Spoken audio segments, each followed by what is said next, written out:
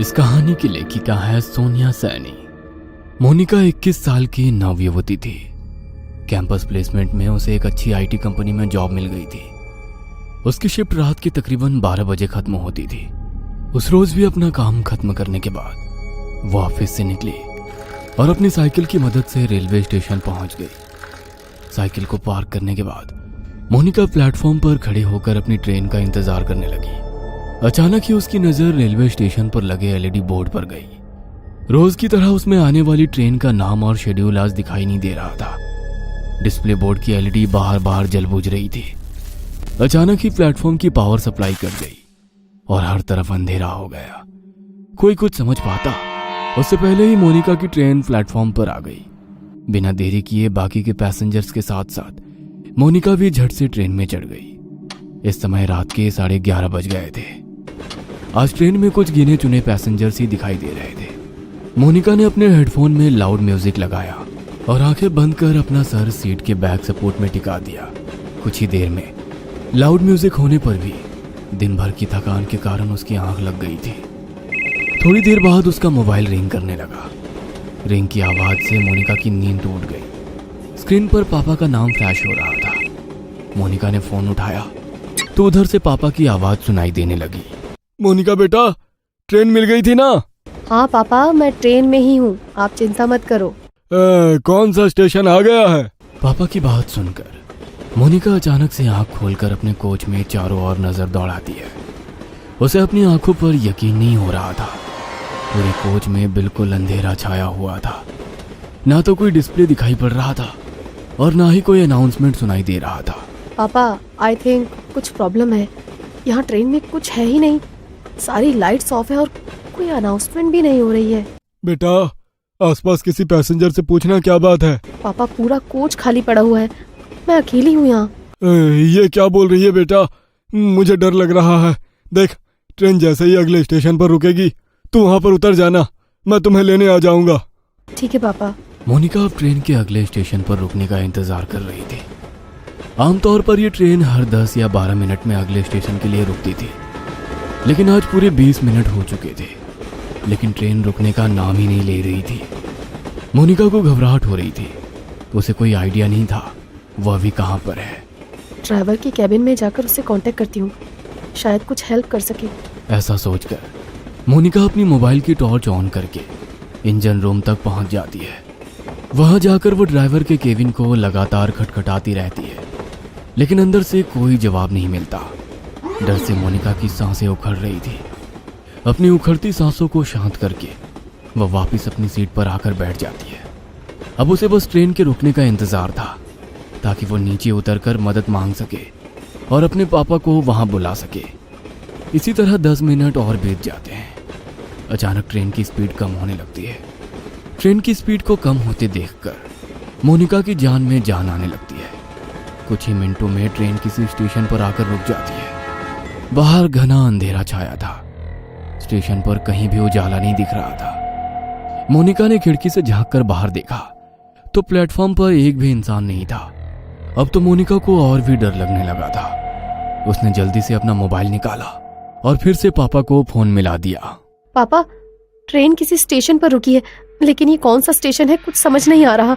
बाहर सिर्फ अंधेरा ही अंधेरा दिखाई दे रहा है। प्लेटफॉर्म पर भी कोई आदमी नहीं दिख रहा है। मैं क्या करूं? बेटा, एक बार मैप में अपनी लाइव लोकेशन चेक करो, तुम्हें पता चल जाएगा कि अभी तुम्हारी ट्रेन कहां पर है। मोनिका अपनी लोकेशन चेक करती है तो पता चलता है कि वो किसी अनजान जगह पर है जिसे जीपीएस भी ट्रैक नहीं कर पा रहा था। मोनिका फिर अपने पापा को फोन लगाती है। पापा, ये सब क्या हो रहा है मेरे साथ? इस जगह को जीपीएस भी ट्रैक नहीं कर पा रहा है। मैं कहाँ जाऊं? आप आ जाओ पापा, मुझे बहुत डर लग रहा है। अचानक सिग्नल कटने के कारण कॉल डिस्कनेक्ट हो जाता है। मोनिका स्टेशन पर घूमकर बाहर निकलने का रास्ता ढूंढने लगती है। तभी उसे वहां पर एक बड़ा सा बोर्ड लगा हुआ दिखाई देता है। इस पर जरूर स्टेशन का नाम लिखा होगा। टॉर्च जलाकर देखती हूँ। जैसे ही वो टॉर्च की रोशनी में बोर्ड की ओर देखती है, उसके शरीर में कपकपी सी होने लगती है। वह बोर्ड पूरी तरह से खून से लथपथ था और उस पर से अभी भी खून की बूंदें टपक रही थी। मोनिका घबराकर वहां से भागकर वापस अपनी ट्रेन की ओर आने लगती है कि तभी उसका फोन बजने लगता है। डरो नहीं बेटा, हिम्मत से काम लो। तुम्हारी ट्रेन जिस ट्रैक से आई है उसी ट्रैक पर वापस चलो। देखो आसपास कुछ तो होगा, कोई चर्च, कोई बिल्डिंग, कुछ न कुछ जरूर होगा। तुम कोशिश करो, जैसे ही तुम्हें कुछ भी दिखाई दे तुरंत मुझे बताना। मैं भी पुलिस से मदद मांगने की कोशिश कर रहा हूँ। आंसू पोंछकर मोनिका पापा के कहे अनुसार अपोजिट डायरेक्शन में भागने लगती है। ट्रैक पर हर तरफ अंधेरा ही अंधेरा छाया हुआ था। भागते हुए मोनिका को अपने पीछे कई सारे कदमों की आवाजें सुनाई दे रही थी। ऐसा लग रहा था कई सारे लोग उसके पीछे पीछे दौड़ रहे हो। मोनिका घबराकर अपने पीछे की ओर देखती है, लेकिन पीछे सन्नाटे के सिवा कुछ भी नहीं था। मोनिका पूरी ताकत लगाकर दौड़ती ही जा रही थी। अचानक ही उसके कानों में किसी की आवाज सुनाई देती है। ऐसा लग रहा था कोई गुस्से में उसका नाम पुकार रहा हो। मोनिका अब इतना ज्यादा डर चुकी थी कि उसके अंदर पीछे मुड़ने की हिम्मत भी नहीं बची थी। हाथ में मोबाइल पकड़े वह फ्लैश लाइट की रोशनी में दौड़ती चली जा रही थी। अचानक ही उसके दौड़ते कदम ठिठक कर रह गए। उसने देखा कि सामने पोल पर एक औरत उल्टी लटकी हुई थी। उसके बाल हवा में लहरा रहे थे और वो खतरनाक चेहरे के साथ जोर जोर से हंस रही थी। मोनिका का हलक डर से सूख रहा था। अब उसमें और आगे जाने की हिम्मत नहीं बाकी थी, इसलिए वो वापस स्टेशन की तरफ जाने के लिए मुड़ जाती है।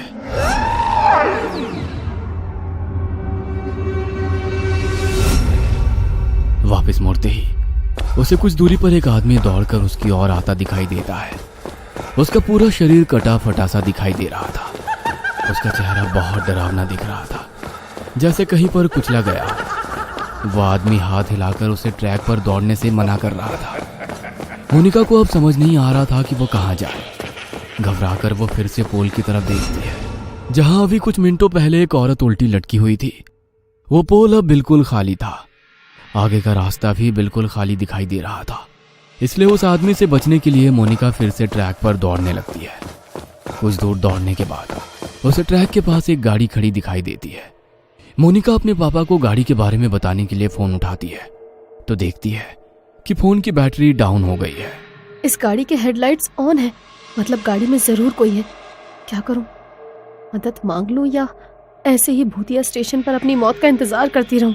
मोनिका कुछ देर सोचती है और उसके बाद हाथ हिलाते हुए गाड़ी के सामने जाकर खड़ी हो जाती है।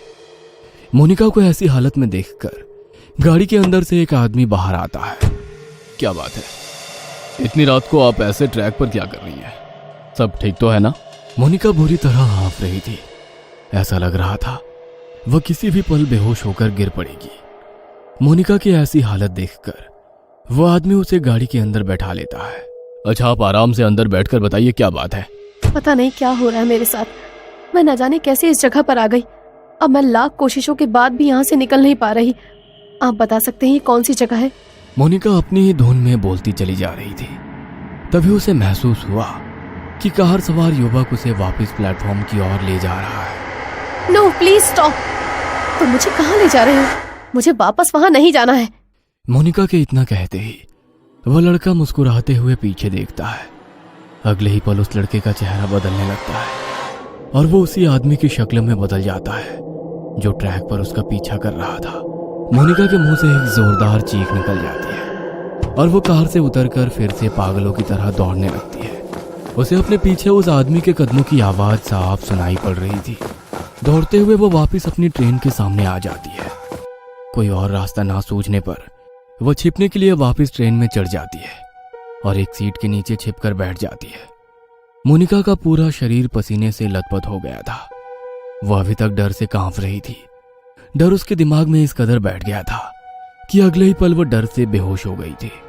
कुछ ही पलों में ट्रेन चल पड़ती है और उस स्टेशन को पीछे छोड़कर आगे बढ़ जाती है। कुछ देर बाद मोनिका को होश आता है तो वो खुद को स्टेशन के इमरजेंसी रूम में पाती है। अब आप कैसा फील कर रही हैं मैम? आप अपनी सीट पर बेहोश हो गई थी। ट्रेन के स्टाफ मेंबर आपको यहाँ लेकर आ गए। आप अपने घर पर किसी को इन्फॉर्म कर दीजिए।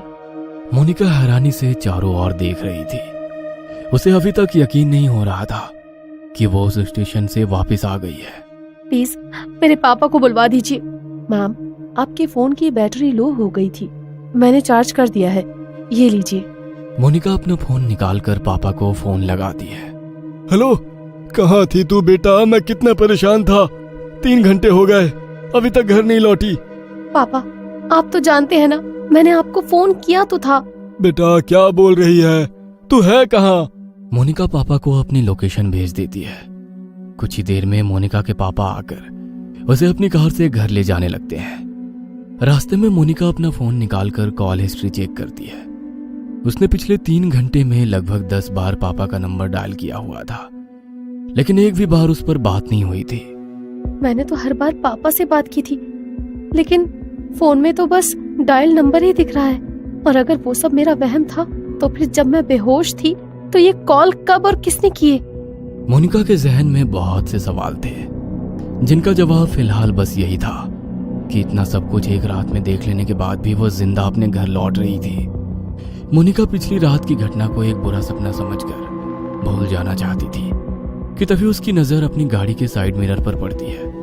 वो देखती है कि वही कटे पिटे चेहरे वाला डरावना आदमी उसकी गाड़ी के ठीक पीछे पीछे चला आ रहा है। ये कहानी आपको अच्छी लगी हो तो हमें सब्सक्राइब करें, हमारा इंस्टाग्राम और फेसबुक पेज जरूर फॉलो करें। अगर आपके पास ऐसी ही कोई कहानी हो तो हमें कमेंट बॉक्स में भेजें।